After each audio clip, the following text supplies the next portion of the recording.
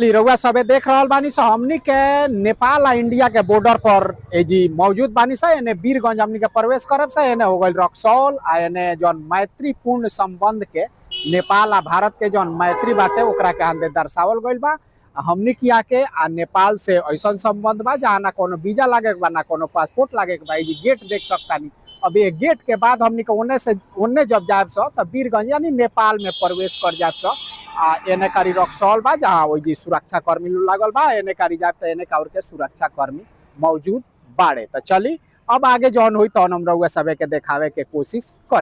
रउआ सबे देख रहल बानी स हमनी के नेपाल आ इंडिया के बॉर्डर पर जी मौजूद बानी स। एने वीरगंज हमनी के प्रवेश करब से एने हो गइल रक्सौल आ एने जौन मैत्रीपूर्ण संबंध के नेपाल आ भारत के जौन मैत्री बाटे ओकरा के अंदर दर्शावल गइल बा।